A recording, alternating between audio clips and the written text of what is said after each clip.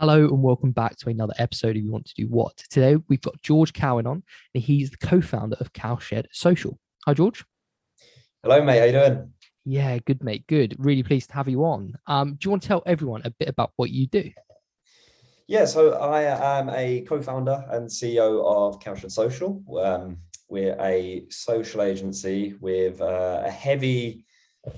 I'd say most of our work is production. I'd say we're very much a content-first social agency.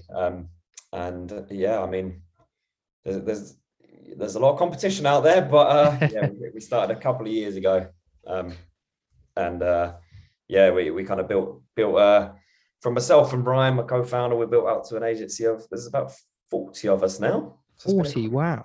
fast growth, yeah. Yeah, wow. Congrats. We love having people that work in social media on because it's such a new industry, or it seems like it's a new industry. It's probably been around for maybe 10 years now, but it's really starting to grow. And like you said, you've got 40 people working for you. Those jobs didn't exist, 5, 10 years ago, right? Yeah, but exactly that. I mean, it's in the last couple of years, if anything. I mean, I hate to mention it, you've probably heard it every single day of your life, but the pandemic, Mm, it's sped that up a lot as well. It's done a lot of bad, but it's also done a lot of good for social media over the last couple of years. But yeah, I mean, if you were to tell someone 10 years ago, yeah, I create posts for social media, I mean, you were a weirdo. let's, let's be honest. And now it's the norm. There's so much competition. There's so many brands creating social content. There's so many influencers creating social content. So it's a busy space. So, how did this all start for you then? Like, how did you get into the world of social? So do you know what? Like, I'll be completely honest. I didn't really start out thinking, right, I'm going to move into social. It was when I was back in sixth form. I took a real kind of interest in media, and from there, as I fell in love with it and was like, right, my career is going to be in film, TV production, right? So that was 10 years ago now. I'm 28 now, but it started out in production. I was like, right, this is me as a career.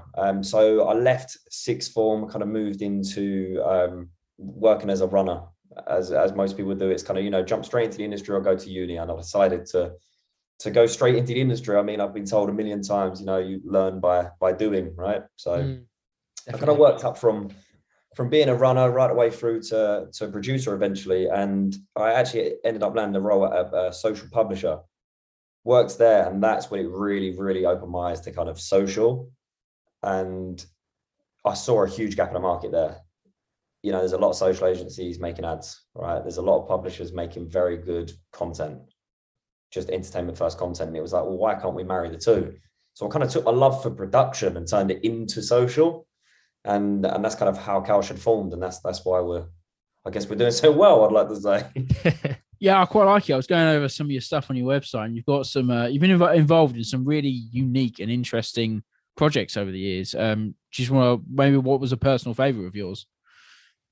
Personal favorite. That's a tricky one. I mean, look, like we've done, I mean, we make over 1,000 pieces of content a year now. So Wow. it's hard to pick a favorite. And I mean, I don't want to upset any clients if they are listening. Yeah, Fair enough. that's an unfair question there, Jules. Yeah, no, but in terms of like, I think where my background was very much production. I mean, the dream for me was to go and work on a scale of, a big production with a scale of like 40, 50 crew.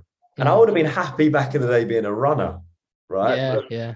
we ended up exec producing a reality show for, say, Foot Asylum, and it was social first. It was Oh, nobody, wow. yeah, nobody's ever made a reality show like that for YouTube. So yeah, that I would say that was probably my favorite because it merged the two worlds perfectly. It's what we always set out to do as Cowshed. And from my geeky production background, there was a bit of everything. There was over 50 cameras. There's a huge gallery, and I mean, that was like my 18-year-old self looking at that going, yeah, you've not done bad here. Like, the exec producer of the show now. So yeah, that was a cool one for me. So we like to talk about the different kind of roles within the world of social and careers in general. But at Cowshed, what are some of the positions or careers people can have? Yeah, so just a bit of background on kind of what we do. So obviously I've said it 1,000 times already, but production primarily. And then in terms of the rest of the agency, we have client services. So they are the people that look after the client, essentially. So when we get a brief in from the likes, let's just use Foot Asylum for an example, they will take that. They will look at the need of the client, what they're after, right? Is it production only brief? Is it, looking at strategy behind it? Is it social media management and production? And they manage it from the beginning right the way to the end. So they take the deliverables into consideration, the budget, they work with the production team, the strategy team, the creative team, and really pull that together. So that's the client services team. That's project managers, senior project managers, and client services managers. Then we have creative, which I feel like is probably the one that, if you're not working in industry, is hard to get your head around. You're like, what do you mean you're a creative? And that's kind of a role that it's only normal for us in the agency world, right? Yeah. And it's the people that come up with the ideas.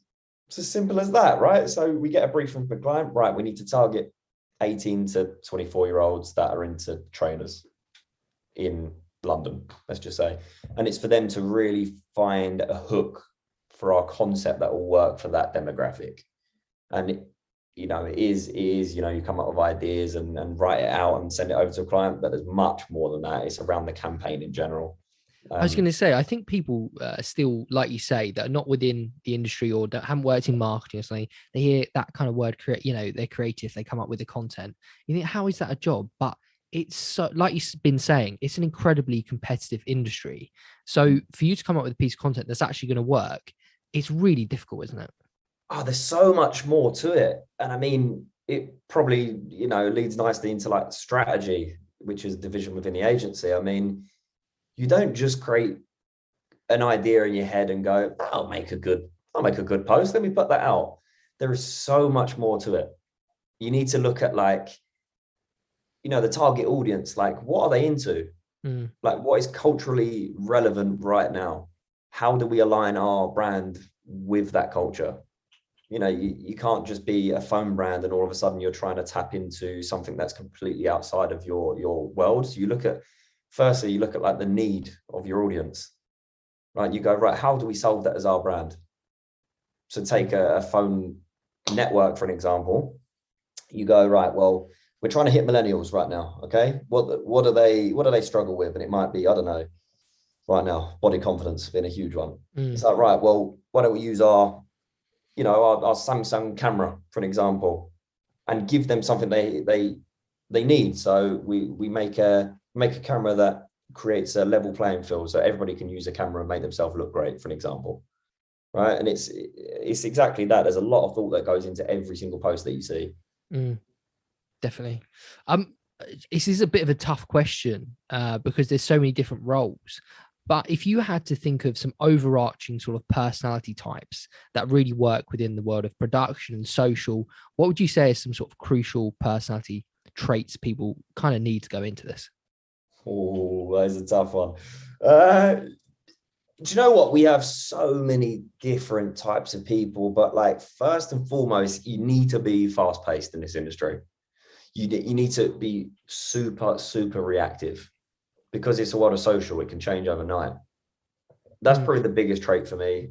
Creative, no matter what role you're in within the agency, whether you're a social media manager, whether you're a producer, whether you're a director, client services manager, you need to be creative. You need to think of workarounds.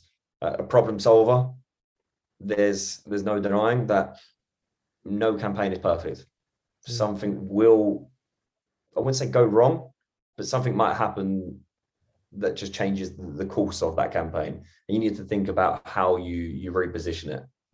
So I'd say that. And then what would I say? Another is people. For me, like people is the most important thing within the agency world, and especially like the culture that we're trying to instill. It's being a people person. It's learning how to interact with different people, because you will come across so many different people within the social landscape. And it's, not just your clients, not just your colleagues, it's the people that you interact with online as well. You need to learn how people act and be able to react to that. So yeah, that's probably like the main ones, I'd say. You sort of touched on something a little bit there of it can change overnight. And we were saying earlier, this industry has not been around for very long, but in that time it has grown and grown and grown. But also you've seen entire platforms just collapse and like disappear, and then overnight you've got an entirely new platform. And YouTube has obviously been something that's been about for a while, but again, that's growing and growing, and you're doing more and more in there. How are you sort of looking to just continue to move forward and stay ahead of everyone? It's quite it's a changing world, and are you quite it must be brilliant to be almost at the forefront of this new and emerging world of social. Yeah, well, yeah, cheers for saying that. I'd like to think we are, but no, I appreciate that. I think it goes back to what I was saying about the phone thing, like the need. And it's like, you got to look at the needs of your consumer.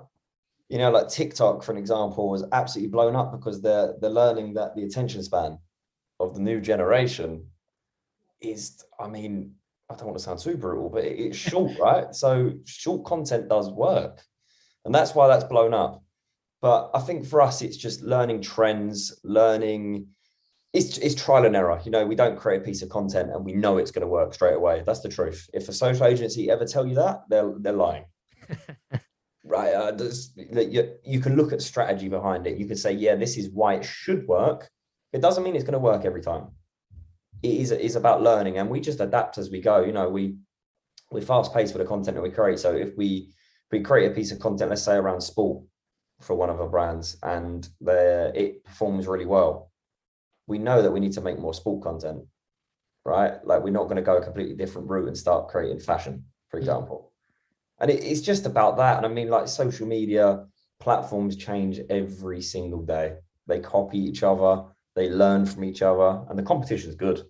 Yeah, like, it helps them grow as well. Without TikTok, would YouTube have rolled out YouTube Shorts? Yeah. Yeah. Without Instagram stories, would they have rolled out YouTube Shorts? Like that's what it's all about. It's just adapting and remodeling your content, basically. And you also sort of touched on there of the analytics of things. You've got all this information coming in. I suppose getting into social, most people don't realize there is a fair bit of math behind it to actually see what is working, what isn't working, and where you need to focus things. How do your analytics work? Do you have an entire team dedicated to that? Yeah, so we have a full strategy team, and within that team, there's probably, top of my head, I think there's like 12 people that are working in that. And the analytics that they go into are insane. So when we receive a brief and it is looking at a certain demographic, that we can really delve into that demographic and go, okay, again, what is culturally relevant? Like, what are these people into right now? And then a step further, when are these people online? When are they consuming content? And then a step further than that, it's like, okay, right, they're consuming content between 7 and 9 p.m. Where are they consuming that content? Is it YouTube? Is it TikTok? And from that, it helps us scope like the type of content we'll make for that brand, and ultimately how the whole campaign will look. If the target audience are spending all their time on TikTok, why are we going to go and create a campaign and post it on Facebook? Because we know that demographic's not there. So yeah, analytics is a huge, huge part of it. And what for you personally has probably been the biggest positive so far working within social media? In terms of our business, or kind of me personally? Yeah, you personally, what have you got out of it that you're like, do you know what, I actually love doing this, or, I've really enjoyed doing that? For me, it is so I can make stuff that, I can do myself. We don't have to wait on other people to give us a commission anymore.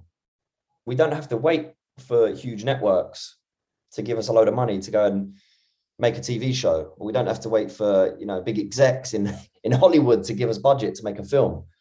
Social has given us the ability to just create. It doesn't have to be complicated. You'll see so many people blow up. I mean, Francis, perfect example. Yeah. He's creating content around train watching. Try and get that commissioned years ago with BBC or Channel 4. It's not going to happen. Yeah. It just allows you to go out there and just create fun stuff that you enjoy doing. And look, if it picks up, it picks up. It's brilliant. If not, it's great to just show off your work. I love the fact, is it Gucci that they've just signed him to do a campaign? Yeah, non-face. Yeah, yeah, it's very cool. Yeah, strong move. And look, and people making good money from it as well. That's the other side of it. You create content like you would have back in the day on your own, but now you can post it and make money from it. It's brilliant. Do you find though it's it's quite an interesting place at the moment because there is money to be made, but and people are probably trying to jump on that bandwagon. But it's kind of obvious when they're just in it for the money, whereas you can really see when people are in it because they enjoy what they're doing, and the money comes later. It's quite an obvious two different worlds, isn't it? There is, and again, it's looking at the strategy of the content as well. Going back to that, it's like you can do it for fun, but the really good creators are doing it for fun, but they also know what their audience want. So it comes across as authentic. They might not be enjoying it though. I'll be honest. Like a lot of creators that I know that we work with are just doing it because they know it works for that audience. So yeah. I mean, there is a clear difference though, especially with TikTok. Yeah. For you, what would be some of the negatives of this industry that you've found over the years? I think it's created a lot of competition, and maybe not in a good way. Like if we're really going to look at social, it's created a lot of jealousy. Mm-hmm. There's a lot of, I think, without naming too many platforms, but Instagram being one of them for me is just, it's looking at it as a 20-something going, well, why haven't I got Lamborghini? Why haven't I got a house already? Yeah. And that's become the norm. Mm. It's like painting a picture of something that you're not. That's the negatives, where it's just like it's almost like a shop window. Mm. You could put anything in the shop window to make yourself look great. It doesn't mean what's inside is good. Definitely. Yeah, that's the thing for me. It's not great. If somebody's listening to this and they're thinking, do you know what, I'd actually love to work in social or production or the strategy teams that you mentioned, I guess there'll be a few different ones here, but what are some key skills that you would suggest somebody go away and sort of start learning now? The strategy side, I would say, like, learn about how people are engaging online. It's going into, there's plenty of free softwares that you can look at and look at the analytics of pages as well, and just look at who's following those pages. That's probably a good skill just to get behind, and it's like learning about the way people engage online. That's probably the biggest one. And then creatively, only if they want to move into one of those roles, it's literally just watching a hell of a lot of content and going, why did they make that in the first place? It's almost working backwards. It's watching a piece of content going, yeah, I really like that, but why did I like it? And why is it relevant to that brand? Awesome. Yeah, that's what I would say. It's pretty simple. And how about Cowshed in general? What's the plans going forward? How's it all going? I mean, you're 40 people now. That is massively impressive. Yeah, it's been a very fast growth over the last few years. I mean, we've only been going for 3 years now. Wow. But yeah, the plans for us is, simply put, it's doing more of the same. We want to be at the forefront of creating kind of entertainment first, but that word's getting thrown around a lot at the minute, entertainment first, but it's just like that emotional value for clients. It's not about just creating ads for the sake of it. It's like, what content can we make for brands that people actually want to come back for? So, it's not just about shoving an ad in someone's face and going, watch this, come and buy my product. It's like, how do you make the content to really build up that brand love? And ultimately from that, you can then sell products. It's a lot easier. So yeah, it's that. And then just really building out the team, like we're very much people first. It's about getting the right people into the company. And there's plans to kind of branch out to different areas that I can't say too much about right now. But yeah, like talent is a big part of what we're doing. I can say that kind of. So this year we're building a talent department, because that's, the catalyst of nearly all of the content that we create. A lot of it is around talent. So yeah, we're building that department out pretty soon. So yeah, that's as much as I can say right now, but we're building pretty quick. There's plenty of roles going. Exciting. And how have you personally found, founding and starting a company? I mean, it's exciting, but there's a lot that goes with it, right? Oh man, like so much. Like if I knew how much was to go into building a company back then, I don't know if I would have. But no, I don't regret it for a second, honestly. It is so tough at the beginning, especially like we've never had investment. It's always it's always been our plan not to get investment. Wow. early on anyway, because we want to build it from the foundation. Ultimately, in the future, we might sell shares or sell the business entirely, and it's worth a lot more because we hold all the shares, right? That was the ultimate goal. But starting it was myself and Brian, my co-founder, and it was us doing every single role within the business. Wow. I would step in and produce, direct, sell to clients. Ryan will be in the background doing the editing, he'll be doing the accounts, and that is startup vibes. That is what you have to do. And you get, I call it the sticking point. I speak about it a fair bit to people, but it's as you're growing, you get to a point where you're too big for just two of you. But yeah, you don't know enough about the future to be able to really go, right, let's take a punt and hire some people. And ultimately, we took the punt. I mean, we were like, what's the worst that can happen? We go back to freelancing, and we were doing fine before, right? So we took the punt. We hired some pretty senior people in to really help us grow the business. And it really, really worked out because, it freed up, say, 50% of my time hiring one person. That meant that 50% I can go out and look for new business. Was that sort of your like, oh shit, we're really doing this? Like it's getting there. Yeah, it was. We like back in the day, if I'm going to talk very openly here, like me and Ryan would have been happy if we had got 10 to 20,000 pounds for a video in the agency, right? Like we were jumping around the room. And then when we're at a point we're turning over like millions now, it is that oh shit moment. You go, we're at actual business now. Yeah. It's quite scary, but it's good. Like I absolutely love it. What's some stuff you just never expected to have to deal with going through this whole process? It could be in the media side or just the running the business side of things. I would say, people in general, right? I've managed people in the past at my previous jobs where I've been head of production or whatever. But when it's your business, it's all about the people. It's like I think people sometimes go, well, yeah, I'll just hire people, they'll just do the job. Done. And a lot of business owners are actually like that. It's just get the job done for me, go home, bye. Yeah. Not about that. It's really working with staff and kind of like getting their career at the forefront of your mind. They're not just there for a job. It's about like how you really develop that person. And that's been the most important thing for us, is just developing people. And I didn't realize how much you need to deal with concerns and people coming to you about all kind of things. When you're in a business, that's tough. You've got a lot of people kind of reporting into you. And that was the thing I never expected to deal with as much as we are. It's just people in general. And would you still going to this industry knowing everything you know now? 100%. Like it's such a fun industry.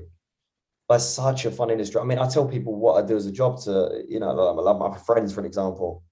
And they're like, what? You get to go and film with like all these celebrities, and you get to go and make all these shows, and what, you run channels for all of these brands. And you're like, yeah, when you put it like that, it's kind of mad. So, yeah, no, I'd do it 100 times over. And I said earlier, mucking about, but I maybe wouldn't go into running a business, but I would, I kind of felt like I was built to do this. It's kind of always what I wanted to do. So yeah, 100%. Well, thank you so much for coming on and having a chat, George. It's been an absolute pleasure. Thank you very much. Thanks for having me on. And where can people find you, Cowshed? What are you up to? So you can follow Cowshed at Cowshed Social on kind of all channels. And then I play about with LinkedIn once in a while. So if you want to connect, come over to LinkedIn. Brilliant. Thank you again, George. Lovely. Cheers, guys.